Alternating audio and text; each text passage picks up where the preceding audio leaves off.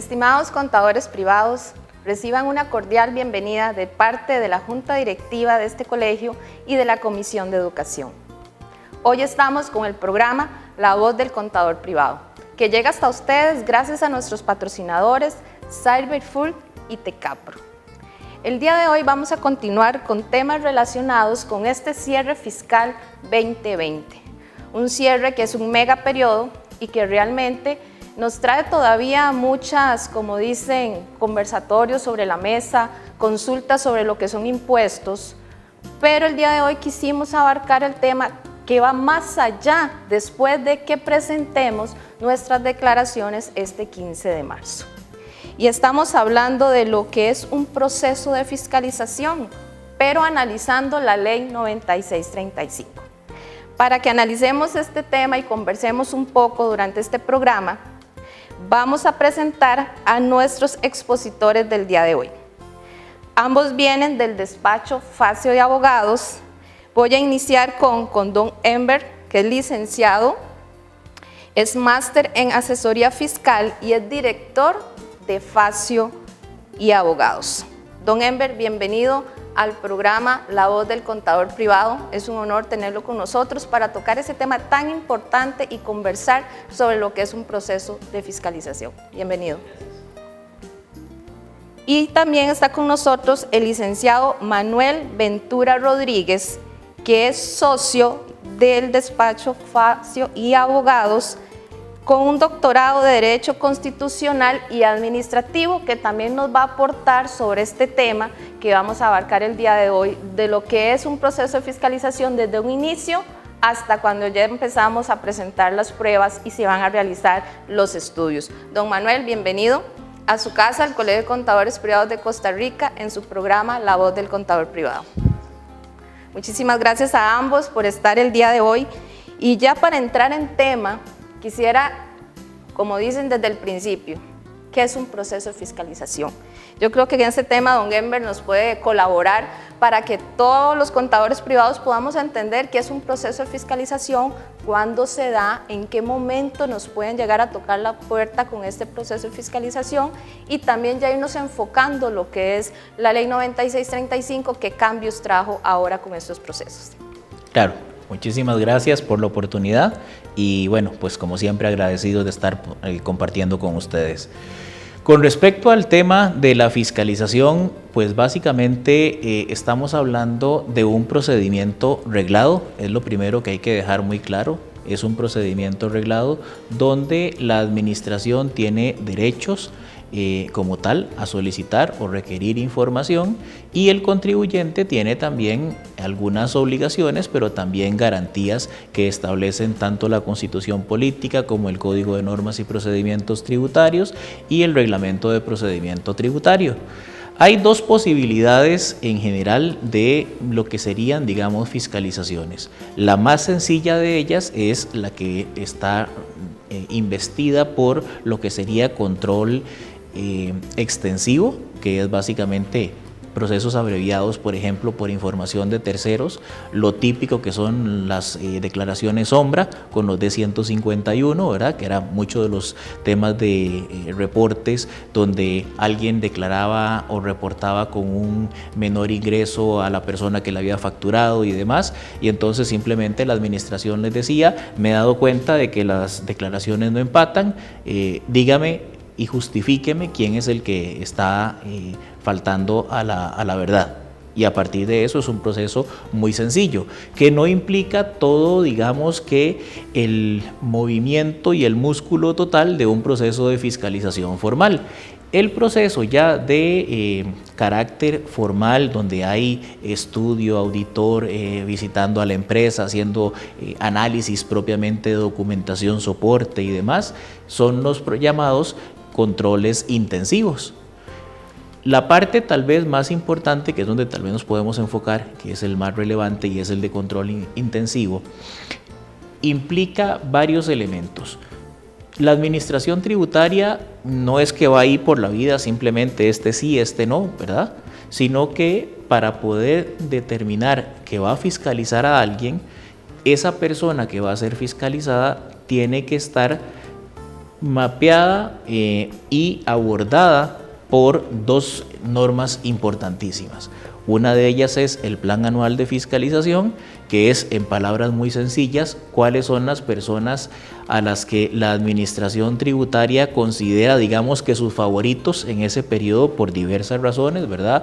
Porque se ha dado cuenta que han venido aplicando mal una norma contable, como ocurrió en algunos casos con la NIC 41 hace unos años, porque se da el tema de signos externos de riqueza, como ocurrió también hace unos años con entrenadores y futbolistas, entre otros. Entonces, ese listado básicamente es quiénes son los favoritos, por así decirlo, de la administración tributaria por alguna razón o porque encuadraron en alguno de los supuestos del Plan Anual de Fiscalización.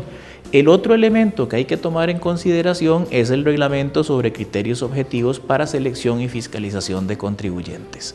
La administración tributaria, para poder entrar a fiscalizar a un contribuyente, debe utilizar alguno de los criterios tanto del reglamento de criterios objetivos como del Plan Anual de Fiscalización para poder tocar la puerta del contribuyente y entrar en virtud de uno de estos criterios a proceder con la fiscalización. Ok, don Enver, entonces estamos hablando de que no es que yo me saqué la lotería, o sea, ya hay una planificación de cómo se va a hacer esta fiscalización y a qué contribuyentes o cuáles son los criterios que se van a aplicar. Porque a veces nosotros entre contadores decimos, bueno, espero no pegarme la lotería de que me fiscalicen, ¿verdad?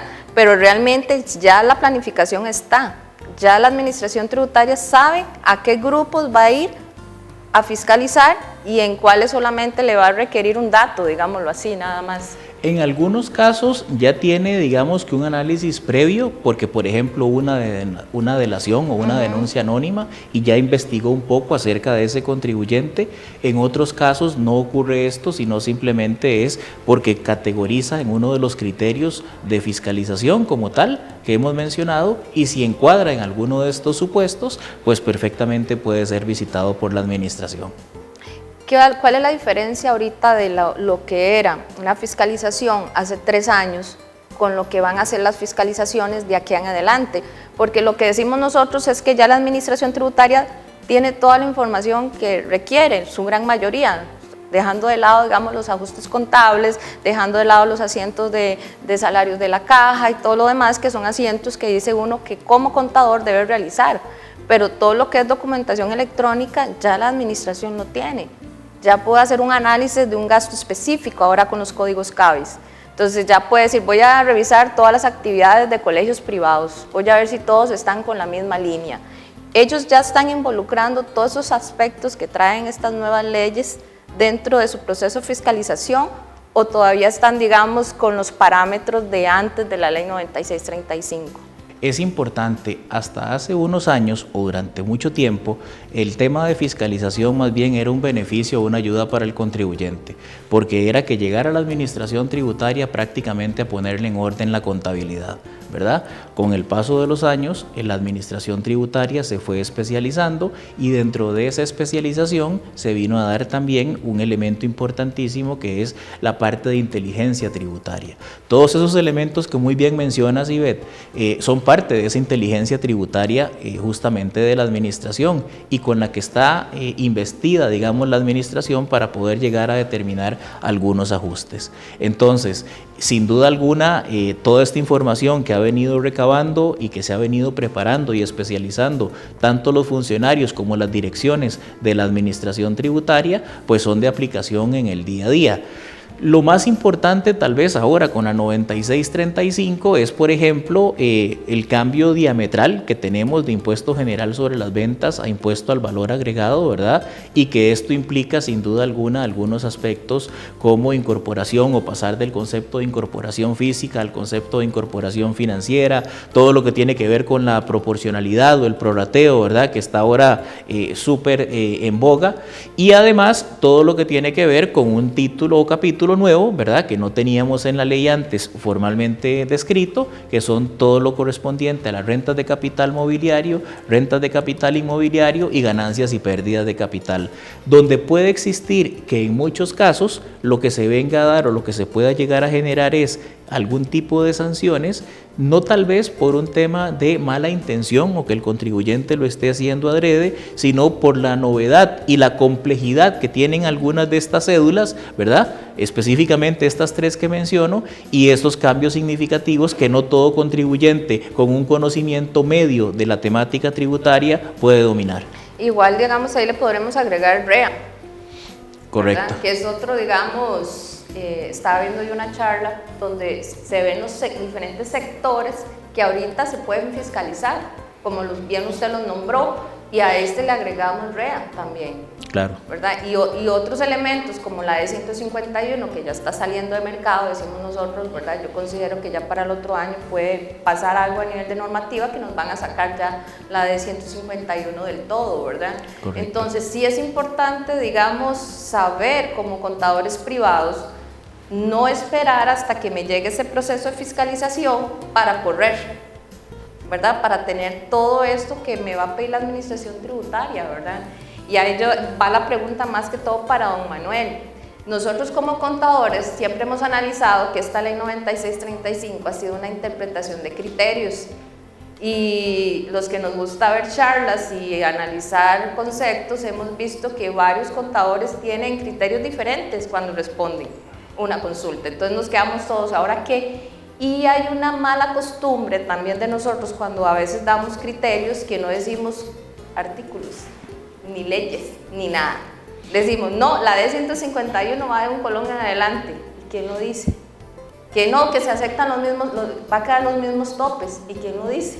Entonces, hay muchos criterios ahorita que están en el aire. Entonces, la pregunta va dirigida en lo siguiente, los litigios. Cuando ya llegan esos litigios, la práctica de irme a defender mi criterio ante el Ministerio de Hacienda, ante la Administración Tributaria, ¿en qué debemos pensar nosotros los contadores? ¿Cómo prever que en ese momento llegamos y aquí tenemos toda la prueba de descargo? Entonces, para que nos comente algo de lo que son los litigios con el Ministerio de Hacienda o con la Administración. Gracias, Ivette. Creo que usted acaba de tocar varios temas muy importantes sobre los que me gustaría referirme porque es muy relevante para todo lo que es la fase pues, de litigio o recursiva a lo que se refiere tanto con el Ministerio de Hacienda como ya hipotética y eventualmente con el Estado. En un primer término, me gusta mucho lo que usted mencionó en relación a citar las normas. Como operadores contables o como operadores jurídicos, tenemos que estar siempre pensando, eso es así, pero ¿por qué? Y usted tocó el punto clave. Lo que uno tiene como verdad tiene que venir escrito en una norma reglamentaria, un acto administrativo, una circular, una ley. Y esos son elementos de operadores jurídicos, pero que es importante y que tengan un entendimiento, un conocimiento todos los contadores, porque lo más importante es el principio del derecho escrito. Todo tiene que estar escrito en un lugar, tiene que venir de un lugar. Y de esa manera es una buena forma de comenzar. Y esto me lleva a otro punto que usted menciona que es muy importante. Hay muchas interpretaciones, menciona usted. Bueno, ahí hay también un tema. Las normas deberían de ser claras, debería existir precisión. Entonces, nosotros tenemos que exigirle a nuestros legisladores, al Poder Ejecutivo o propiamente ya a lo que es el Ministerio de Hacienda, que sea claro, que sea preciso, ¿no? Claridad en el sentido de que se pueda entender, de que la norma leerla uno pueda entender, y precisión en que utilice palabras o términos que uno pueda saber definir. ¿Por qué? Porque eso lo que genera es, y siempre en línea con lo que usted mencionaba, es inseguridad, indeterminación. Y obviamente para los operadores contables, para los operadores jurídicos, eso no le sirve a nadie. ¿Por qué? Porque necesitamos, en la medida que todos sepamos bajo qué reglas estamos operando, todo el mundo va a estar satisfecho. El contribuyente porque va a saber exactamente a qué atenerse. Y si tiene duda, para eso está su asesor contable. El asesor contable va a tener claridad y va a poder llevar una contabilidad perfectamente razonable, ajustada a las necesidades del cliente. Y si el cliente tiene alguna duda, le va a poder decir los criterios son estos. Y luego el operador jurídico porque en lo que ya sería la parte jurídica, le puede decir al contador, esto efectivamente está contenido o no está contenido en la norma. Eso es importantísimo. En la medida en que exista mayor inseguridad, eso genera pues mayor litigiosidad. Y si genera mayor litigiosidad, pues eso no beneficia a ninguna parte. ¿Por qué? No beneficia al contribuyente, tiene costos. Al contable, tiene costos y le genera una serie de inconvenientes de orden práctico. Y al operador jurídico, porque en la medida en que tenga que esforzarse en litigar constantemente con el Estado, pues ve una saturación del sistema jurídico que tampoco beneficia a nadie. Y entrando concretamente en la pregunta que usted mencionaba, aquí el tema es muy interesante. Una fiscalización tiene dos mundos. El mundo administrativo. ¿A qué me refiero con el mundo administrativo? Lo que es la parte del Ministerio de Hacienda. Uno como contribuyente, como operador, puede perfectamente atacar, buscar recurrir esas actuaciones del Ministerio de Hacienda. Entonces, una notificación, un comunicado de un acto administrativo, que sería esto precisamente, la forma en que la administración se va a manifestar ante el contribuyente, una resolución, que es la forma normal de comunicarse por parte de la administración, una resolución escrita, pues el contribuyente perfectamente la puede recurrir. Pero aquí es donde está el punto clave. Es potestativo. ¿A qué me refiero con que es potestativo? Principalmente dos temas. En primer lugar, el contribuyente puede decir, no quiero pelear con Hacienda, estoy tranquilo, me equivoqué, voy a aceptar lo que me están diciendo. Perfectamente razonable. Puede perfectamente decir, el Ministerio de Hacienda está siendo irrazonable o está actuando en una manera en que no encuentra sustento, como mencionaba usted al inicio. No hay sustento escrito, normativo, para esta actuación. Voy a atacarlo. Y ahí usted también tiene forma de decidir cómo manejar la situación. Usted puede decir, yo creo que yo puedo convencer al Ministerio de Hacienda, a la unidad fiscalizadora, de que tengo razón. Entonces, ejerzo mis recursos en sede administrativa. Y los puedo ejercer hasta lo que se llama el agotamiento de la vía administrativa. ¿Y cuándo sé yo cuando llegue ese agotamiento? Bueno, muy buena pregunta. La administración se lo tiene que decir. De acuerdo a la Ley General de la Administración Pública, le tiene que decir, se da por agotada la vía administrativa. En el caso, y eso es tan interesante, del Ministerio de Hacienda... Y viene el fallo después de eso. El fallo es donde se le dice que es el agotamiento de la administrativa. Pero aquí es la parte interesante. En el caso de materia tributaria, existe lo que se llama tribunal administrativo, que en este caso es el Tribunal Fiscal Administrativo, Exacto. Que es la máxima instancia. Que ahorita no hay nada de ¿cómo se le llama eso? Jurisprudencias que respalden criterios que hemos tomado los contadores desde que sale esta ley 9635, que es lo que ahora que hablábamos sobre lo del famoso criterio del diferencial cambiario. ¿Qué nos están recomendando? Lea la normativa, haga su criterio, su interpretación, su registro contable, y si viene algo de fiscalización, aquí se defiende. Y también se está analizando mucho la parte de riesgos, la parte de materialidad, que yo supongo cada vez que yo voy a hacer un litigio con el Ministerio de Hacienda, mejor analizo si voy a ganar o voy a perder desde el principio. Excelente Entonces, punto. A veces se va, digamos, a hacer esa parte de litigio sabiendo que vamos a ver qué pasa, ¿verdad? Al rato y pierdo, al rato y no. Excelente Pero punto. Entonces, ahí es donde yo siempre les digo a los contadores, yo sé que no somos abogados, pero sí tenemos que tener una respuesta a los clientes y decirles, considero que mejor le demos la razón a la administración tributaria o mejor busquemos a alguien que nos colabore con la parte de litigio porque eso lo vamos a ganar.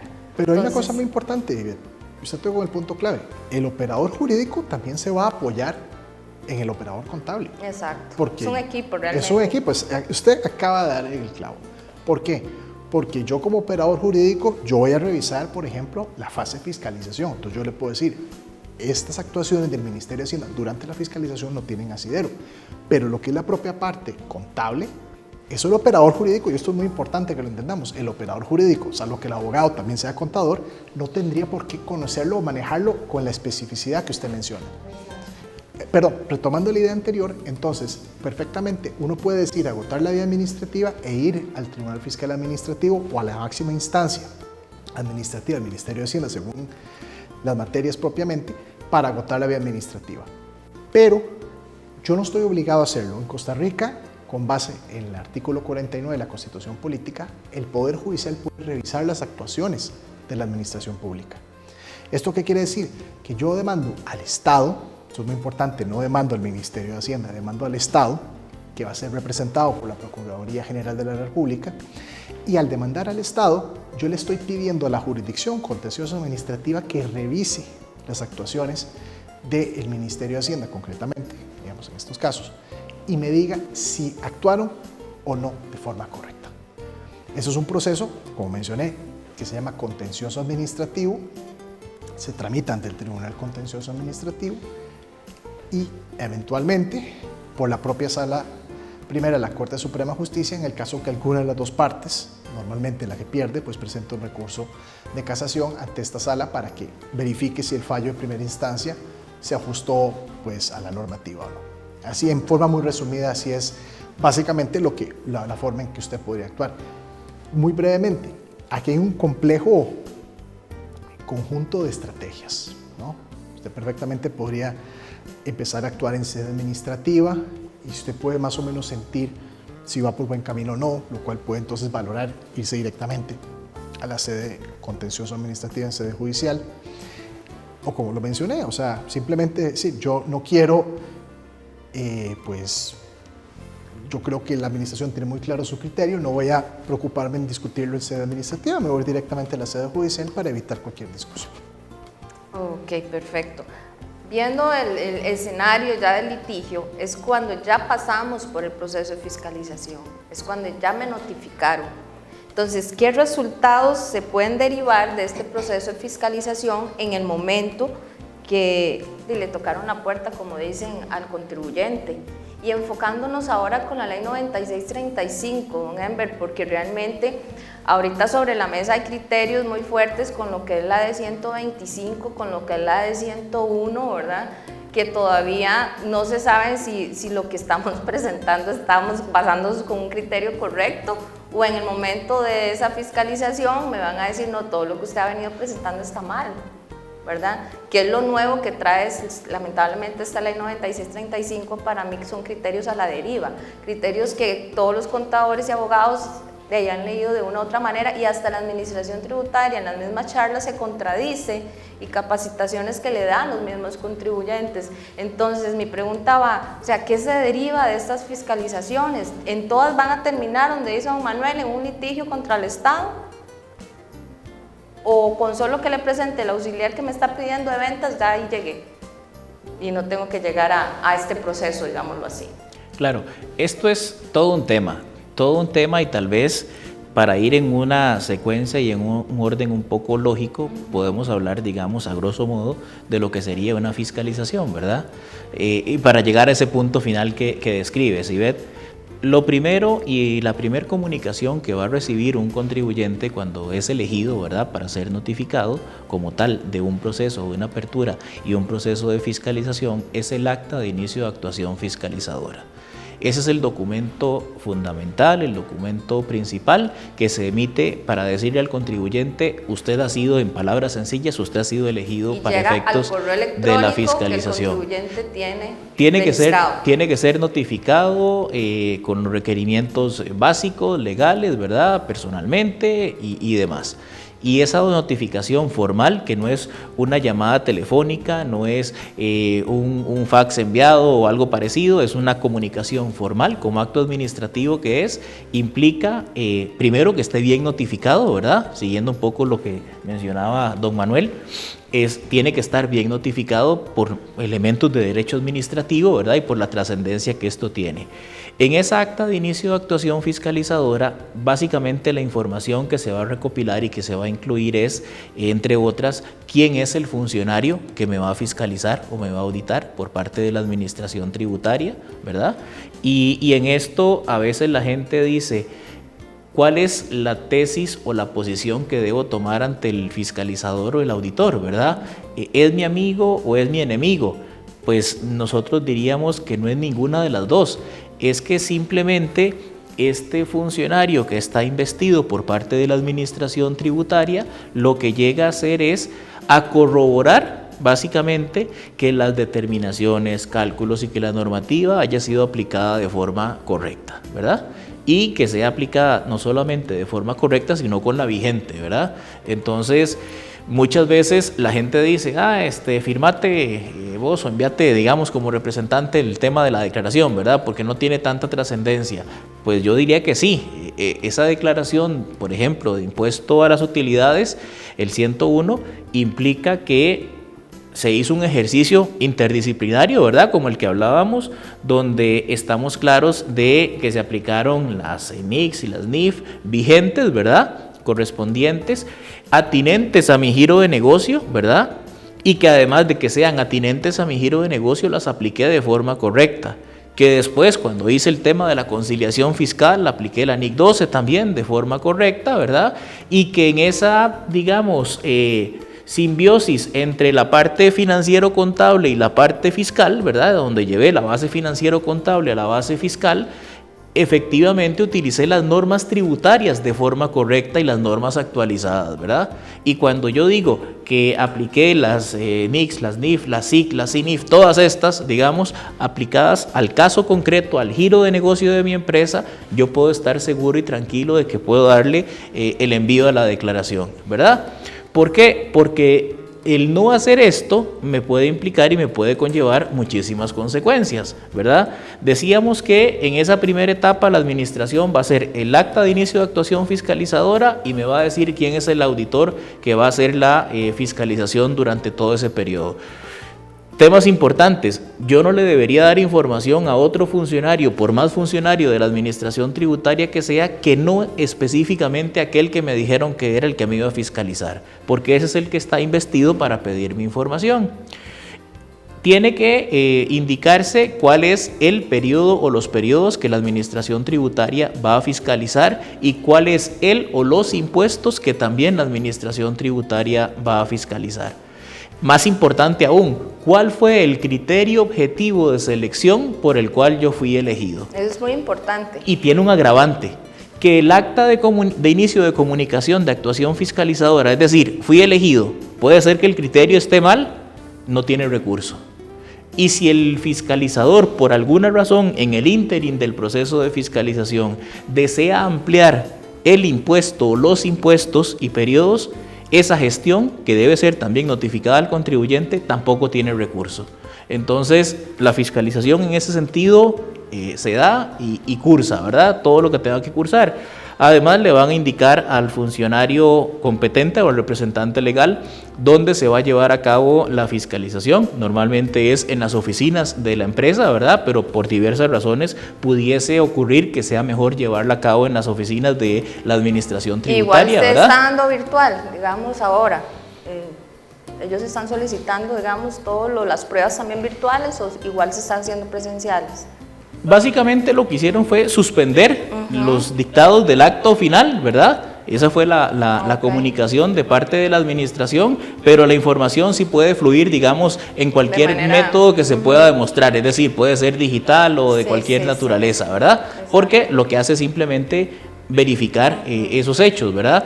Les decíamos que el fiscalizador no es ni amigo ni enemigo porque es alguien que en esa condición investido como tal, ¿verdad? Para llevar a cabo la auditoría, lo que va a verificar es que el sujeto A, contribuyente, le pague al sujeto B, que entiéndase es el fisco o el erario público, lo que por derecho corresponda. Esa es básicamente la labor que llega a realizar, ¿verdad? Entonces, dentro de las cosas que él va a pedir, ¿verdad? Son todos estos elementos que hemos mencionado y documentación adicional que el contribuyente debe poner a su disposición. Se da el proceso de fiscalización, ¿verdad? Ya el ínterin, digamos, y el proceso que tal se desarrolla, que ahí es donde muchas veces vemos, digamos, nosotros en la parte jurídica, tratamos de hacer, por ejemplo, en el caso nuestro, las defensas segmentando o separando líneas. Y entonces decimos, aspectos de forma, y vemos todo lo que puede tener el expediente con folios interpuestos, con folios 18, 18 bis, 18 ter, con solamente iniciales que no están indicadas que cuando aparezca en el expediente ESM, entiéndase que es Enver Segura Molina, folios sin firmar por parte del auditor, prueba que solicitó. Como detallitos, a ver qué vemos. Correcto. También. Detallitos como este que puede ser incluso desde esto hasta un documento que solicitó como prueba y esa prueba ni siquiera la valoró. Y más importante aún, y que se da mucho, y es un tema de antagonismo y de enfrentamiento entre la administración y el contribuyente, pedirle el expediente administrativo Sí, don Ember, en medio de la fiscalización. Realmente estamos hablando de todo un expediente, digamos, administrativo, que eso lo vamos a conversar ahorita. Primero vamos a agradecer a nuestros patrocinadores, Sarver Food y Tecapro, que gracias a ellos están llegando las charlas gratuitas y también este programa La Voz del Contador Privado a todos nuestros CPIs del país, y los que estén también fuera del país están recibiendo esta serie de capacitaciones y programas gratuitos. Quisiera que conversemos sobre, usted me dice si don Manuel me ayuda o don Ember, porque analizando yo veo a la administración tributaria con un gran archivo con cada uno de nuestros expedientes ahí, como qué nos ha visto, qué ha revisado de nosotros en un futuro, qué nos ha pedido. Entonces, analizando el trabajo que hacemos nosotros los contadores privados, a veces nos enfocamos solo en el envío de la declaración. ¿Por qué? Porque estamos contratiempo. Tras de eso, la administración tributaria nos ha puesto muchas trabas este año con los formularios de la D101, que han venido saliendo errores todavía en lo que es las declaraciones, y aquí creo que podríamos ganar cualquier litigio en este tiempo por esos errores o omisiones que está haciendo la administración tributaria. Entonces, si podríamos analizar de parte de nosotros los contadores, con un checklist de lo que la administración me va a pedir en un proceso de fiscalización, ¿qué yo tengo que tener a mano? Porque todavía son 10 días lo que me dan de chance. Correcto. Para presentar, ¿verdad? Y en 10 días, si eso no lo tengo ordenadito, no duermo en 10 días para podérselo presentar a la prueba que me están pidiendo. Entonces, realmente como contadores privados, ¿qué tenemos que tener nosotros para poder presentar a la administración tributaria?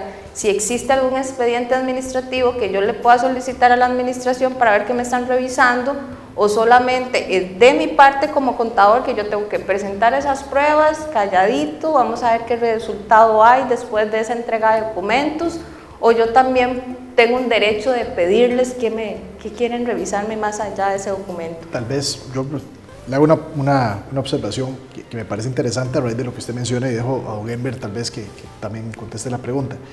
Pero a mí me parece, usted toca un punto muy importante. ¿Por qué tenemos que tener estos plazos todos tan aglomerados? Porque yo comprendo como profesional que muchas veces usted puede ser la persona más organizada, pero se tiene que presentar IVA, renta, ganancias de capital, utilidades, y todo se hace al mismo tiempo. Y ahora D151 para algunos, ¿verdad? Exactamente. Entonces usted ponga a pensar, por más organizado, por más estructurado que usted pueda estar, la situación es complicada. Porque y eso, digamos, un mes como el mes de diciembre, que es un mes muy complicado. Entonces, es tanto para el contribuyente como para el contador. Entonces, ¿hasta qué punto debe la administración tributaria también decir, tenemos que extender? Yo también puedo comprender que la administración tributaria quiere comenzar su año fiscal, ¿verdad?, con fondos frescos, etc. Pero sin entrar en polémica, analizando la administración tributaria, si ellos hubieran querido recoger fondos rápidos de sus impuestos, hubieran hecho el D101 con tiempo. O sea, clientes llegaron a mi oficina porque se les olvidó la fecha de cierre, pero llegaron igual en enero a principios para que les hiciéramos las declaraciones, porque según ellos todavía algunos cerran en septiembre y todo lo demás, pero yo no pude hacer las declaraciones de varios clientes en enero porque no se podía. Yo estoy totalmente de acuerdo. Entonces ahí más bien el mensaje que me está dando la administración tributaria es otro. O sea, todavía no ocupo plata, digámoslo así, no corrijo el D101 para que me depositen, porque ¿quién frenó eso? La recaudación la frenó y la está frenando todavía por las dudas que hay. El impuesto a las sociedades también, no lo subieron para lo que de conectividad. Entonces, eso me genera también como pruebas, no sé cómo lo llamarán los abogados, de que son cartas que yo tengo para mi defensa en un proceso de fiscalización. Es una contradicción. Todavía le vemos a un mundo más arriba. Es una contradicción.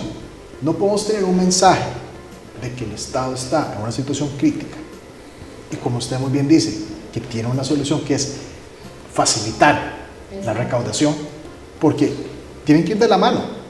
Entre más fácil sea para mí pagar, más fácil va a ser para el fisco recibir esos dineros. Yo estoy totalmente de acuerdo con usted en esa observación. Sí, y analizar las pruebas con Ember. ¿Qué tengo que tener yo como contador privado listo? En cualquier momento me llega un proceso de fiscalización. Lo primero, diría yo, ambiente totalmente seguro, tener clarísimo 4 años, ¿verdad? Al menos, de documentación debidamente resguardada, soportada y demás. Con el agravante o inconveniente de que tanto el Código de Normas como el Reglamento de Procedimientos Tributarios dice que la Administración puede solicitar toda aquella información que resulte de trascendencia tributaria. Entonces uno le puede decir al cliente 4 años para el tema de impuestos en general, ¿verdad? Autoliquidativos, y 10 años, peor escenario, para delito de defraudación.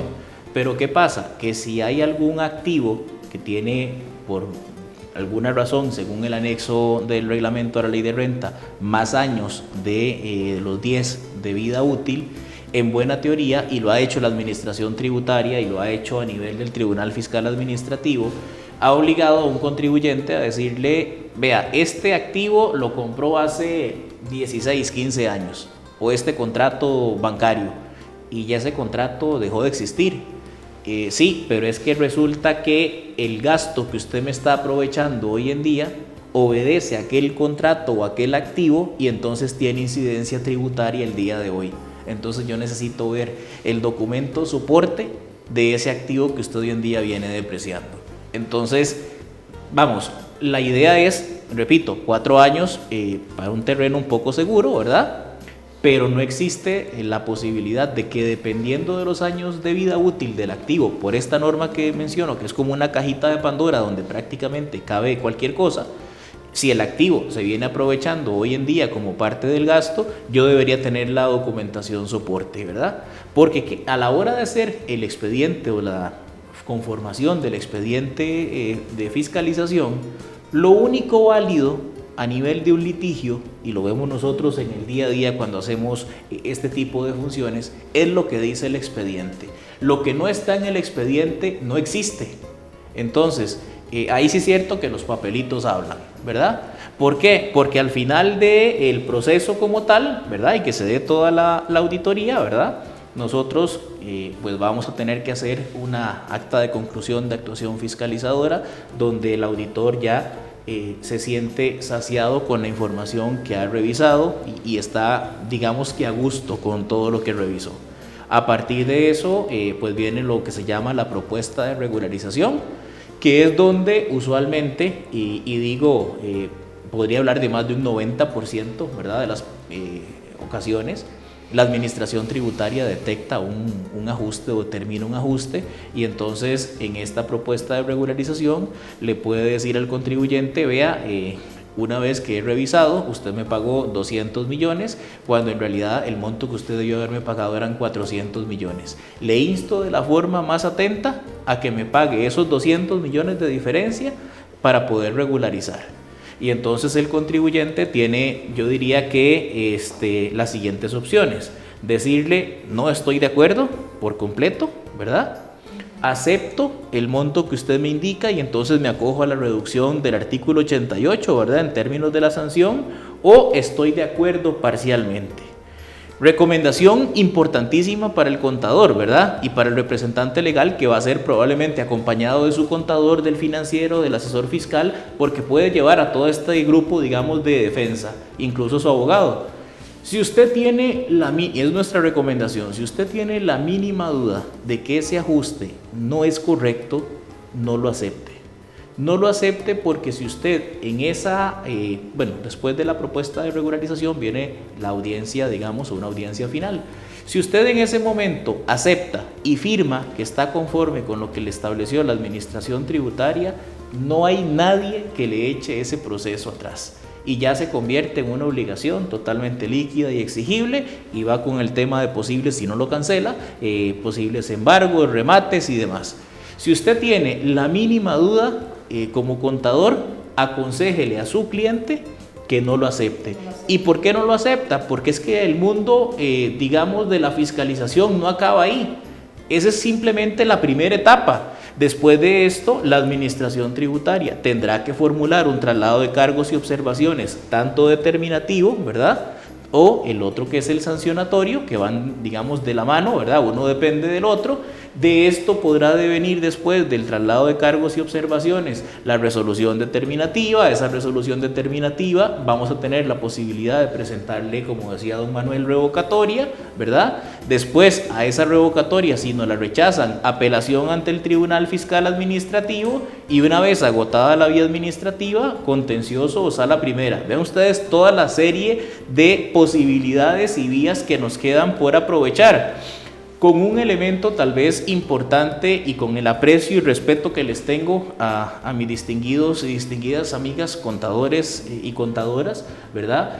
Esta labor normalmente que se hace en la fiscalización es alguien de naturaleza contable, que conoce probablemente muy bien en la administración tributaria lo que está haciendo a nivel de contabilidad, pero no de derecho. Entonces, muchas veces el poder tener un muñeco perfecto diseñado y decir el ajuste es de 300 millones, ¿verdad?, no cumple o no tiene en cuenta consideración aspectos legales como el siguiente: cadena de custodia de la prueba, y se dejaron la prueba 6 meses, y eso el Código de Normas no lo permite. Entonces yo llego a defenderme y digo, quito esta parte de acá: señor juez, esta prueba es espuria, está contaminada, contaminó todo el resto de la conclusión a la que llegó el auditor, se perdió el ajuste. Y así hay alguna serie de elementos que se tienen que visualizar en esas etapas. Por eso es que en la primera fase, digamos, con el traslado de cargos y observaciones, con la resolución determinativa, con el TFA, un poquito mejor las cosas, pero en esa sede administrativa es difícil poder revertir el efecto, digamos, a favor del contribuyente. ¿Por qué? Porque son justamente los personeros que son contables, financieros y demás los que están de por medio. Hay un precepto, un adagio, digamos, del derecho que dice iura novit curia, el juez conoce el derecho. Entonces, cuando nos vamos al contencioso, que ve no solo materia tributaria, sino otras áreas, ¿verdad?, igual que la sala primera de la Corte Suprema de Justicia, lo importante es que estamos en presencia de jueces que muchas veces y normalmente no conocen de NIF, por ejemplo, no conocen de BEPS, no conocen de temas de OCDE, ¿verdad?, y no leen mucho tal vez de la temática tributaria, pero sí ven, digamos, el aspecto legal propiamente que hay de por medio. Don Emilio, don Manuel, todas las respuestas que ustedes nos han dado, yo veo que hay varios conceptos a nivel técnico, pero de derecho. Y yo creo que esto es lo que nos abre la puerta o nos dice que realmente cuando llegan procesos de fiscalización, realmente hay que formar un equipo de trabajo que incluya tanto a este asesor como abogado, como el contador, porque nosotros sabemos de nuestro material, de nuestras normas, y sabemos cómo preparar esas pruebas para podernos defender ante este proceso de fiscalización, pero realmente tiene mucho tecnicismo de derecho.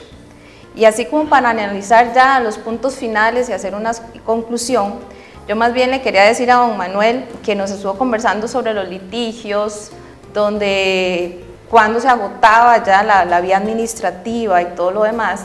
Entonces, ¿cómo hacer ese equipo de trabajo para que realmente el beneficiario sea el contribuyente, ¿verdad? Pero algo muy importante que me gustaría compartir con los contadores privados es que recordemos que tenemos que tener una buena comunicación con nuestros clientes, con nuestros empresarios, porque como nos explican nuestros abogados, que aquí presentes nos dicen que esos correos llegan, esas notificaciones llegan a los correos del representante legal del contribuyente como tal. Entonces ellos tienen que avisarnos a nosotros los contadores privados que les están llegando esas notificaciones. Por eso es bueno la buena comunicación. ¿Qué pasa si 10 días después nos avisan que les había llegado esa notificación a su correo electrónico?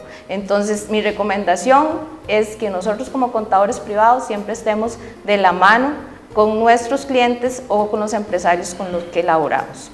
Don Manuel, a nivel conclusión de todo lo que hemos rescatado en este programa La Voz del Contador Privado, ¿qué consejos nos daría usted a los contadores privados para poder trabajar en equipo con los abogados, o en qué momento yo voy a requerir de ese abogado que esté a la par mía con el contribuyente para irnos a presentar esas pruebas de descargo de ese proceso fiscalizador? Gracias, Ivette. La relación de equipo es vital, es vital. Y tanto como tiene que existir una comunicación activa entre el contribuyente y su contador, también debe existir una comunicación fluida con el abogado, entre los tres. Y aquí es muy importante desde un inicio que el contribuyente, y si no el contribuyente no lo ha hecho, que el propio contador lo sugiera, de tener a las tres partes, bueno, y también a cualquier otra parte del equipo, que una parte gerencial obviamente, que estén conjuntamente y constante comunicación, ya sea una vez al mes, cada 2 meses y sobre todo al final de cada cierre de año. ¿Por qué? Porque esto va a permitir, primero, que todos estén al tanto de lo que está ocurriendo y si se da alguna fiscalización no van a haber sorpresas. Entonces, la principal recomendación es, primero, preguntar. Que el contador pregunte, que le pregunte a su cliente, al contribuyente, que si el contribuyente tiene un abogado, de sugerirle, como usted muy bien indica, sugerirle al contribuyente, consúltelo con el abogado suyo de confianza o si no, permítame y yo voy a conseguir a alguien, a contactar a alguien o a consultarlo. ¿Por qué? Porque esto va a permitir evitar conflictos, evitar cualquier tipo de duda, evitar cualquier tipo de sorpresa. Y eso para mí es clave y va a dar una contabilidad más sana y estructurada, sin duda alguna. Excelente, muchísimas gracias. Y a don Enver, como a nivel de conclusión, me gustaría que analicemos sobre el antes y después de la 9635 en lo que son procesos de fiscalización. ¿Va a estar más fluido para la administración tributaria o más bien va a tener más procesos de revisión, o para nosotros como contribuyentes y contadores va a ser más fácil la respuesta a estos procesos de fiscalización ahora con la 9635, con la factura electrónica, con códigos CABIS? Esto va a facilitar tanto mi respuesta como la administración tributaria a nivel de pedir esos requisitos en esta formalización fiscal. Claro, importantísimo, Ivette, en el caso de los contadores y las contadoras, siempre mantener la información resguardada, ¿verdad? Por un tema de protección, 4 años como mínimo, 10 años pensando en el peor escenario y lo que ya hablábamos de los casos de distintos activos. Eso es un tema fundamental. No pensar que a veces podríamos considerarlo así, se pasó el plazo, no hay nada que hacer. Claro, todavía quedan y pueden quedar muchas cosas que hacer desde la parte legal. Entonces, esta, digamos que simbiosis entre contador y abogado es importantísima. Y yo incluso incorporaría no solamente al contador y al abogado para algunos temas, sino incluso a los economistas, por ejemplo, para temas de precios de transferencia y financieros, ¿verdad? Que dominan muchísimo mejor estas áreas y que son un buen apoyo para digamos que ese equipo de defensa. Además, sin duda alguna, existen las posibilidades de pedir prórrogas, ¿verdad? Para la administración, eso es una facultad que tiene. Recordemos que el Código de Normas tiene todo un capítulo donde hay derechos, garantías del contribuyente. Hagamos respetar como contribuyentes esos derechos y garantías que la ley nos faculta o nos permite. Y en el caso ya tal vez de la ley 9635 de forma puntual, me parece que pueden darse muchos nuevos casos de litigio por la complejidad y digamos que la forma de redacción de algunas de las normas.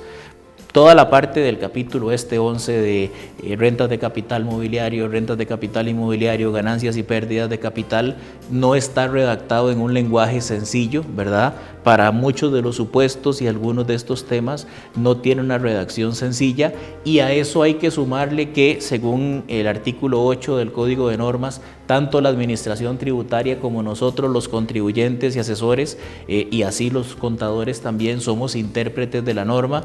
Entonces podemos llegar a resultados muy diferentes o muy similares, simplemente con un sustento y una documentación e información particular. Mucho ojo en este caso con la 9635, con los convenios y contactos que ya existen entre Registro Nacional y Administración Tributaria para el tema de ganancias y pérdidas de capital. Es facilísimo detectarlo, ya incluso se están haciendo notificaciones producto de justamente ventas de vehículos, ventas de propiedades, que en algunos casos se han hecho incluso por debajo del valor fiscal, ¿verdad? Entonces, todo esto hay que tenerlo muy presente al momento de cerrar una transacción, ¿verdad? Y poder asesorar y decirle al cliente cuál es la forma más adecuada. Mucho ojo con el tema de venta de acciones, que ahora eso implicaría también ganancia o pérdida de capital para los casos, por ejemplo, de figuras interesantes y modernas como los stock options o los planes compensacionales de acciones. Mucho ojo con el tema de rentas de capital mobiliario, que serían en la esencia todo lo correspondiente a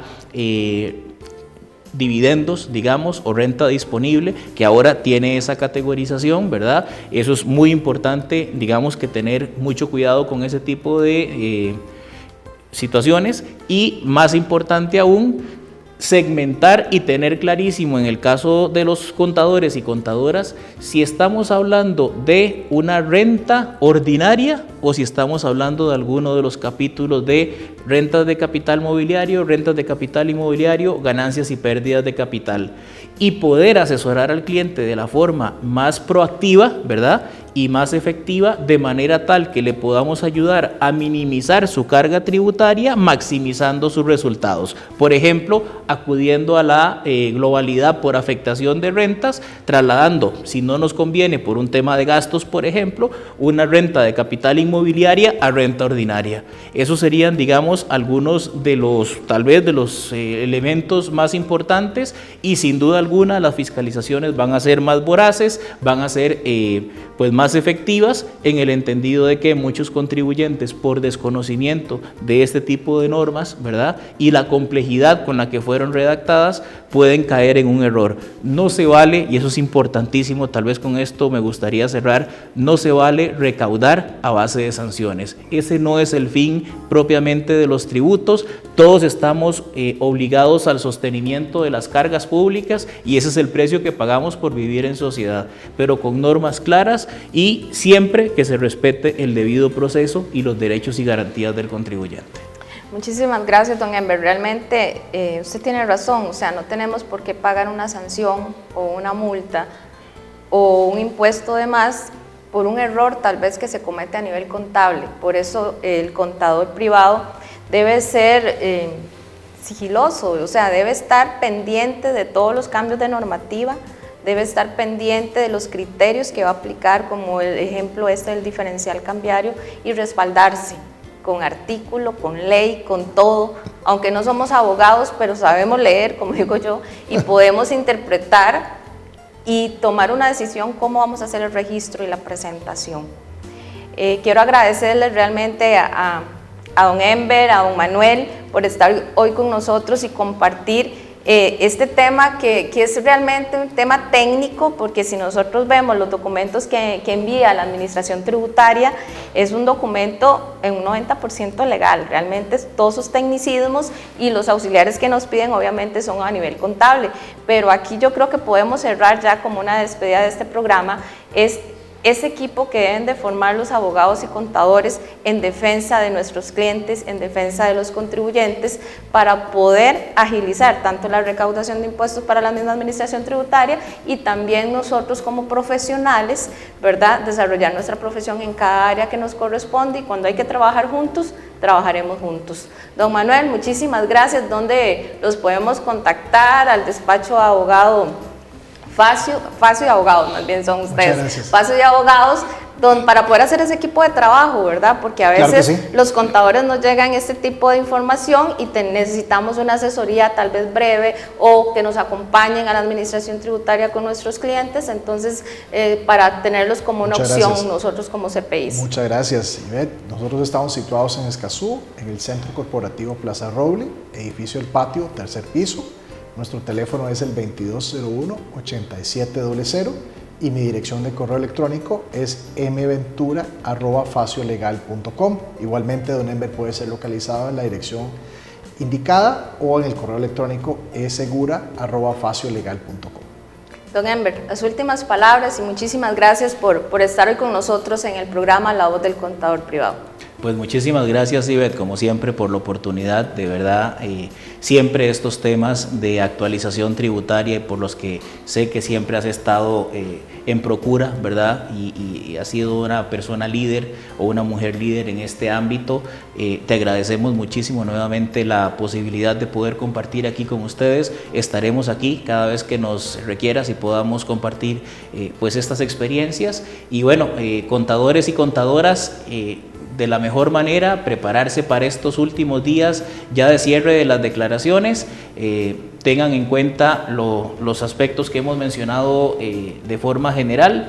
Siempre es importante, y tal vez un elemento importante, tal vez para cerrar, no es solamente la fiscalización como tal, el trabajo y la labor del contador y la contadora es una labor ex ante de la fiscalización, por ejemplo, proponiendo cosas como un due diligence a nivel de la empresa, ¿verdad? Para tener mapeado y saber dónde estamos parados y cuál es la situación real de la empresa a ese momento, durante o en el ínterin de la fiscalización, y un mantenimiento de todas las estructuras a lo largo de esta situación. Muchísimas gracias nuevamente por la oportunidad y pues estamos aquí para servirles.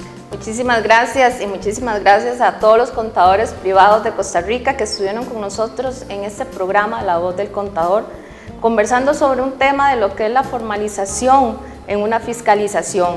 Agradecemos a nuestros patrocinadores, Cyberfuel y Tecapro, que gracias a ellos llevamos un día más un tema que enriquece nuestra profesión y que nos va a servir para trabajar. Así que, contadores privados, no generemos contingencias este 15 de marzo al presentar nuestras declaraciones de nuestros clientes, sabiendo que en un futuro nos puede llegar una formalización fiscal y tenemos que tomar decisiones en conjunto, tal vez con abogados.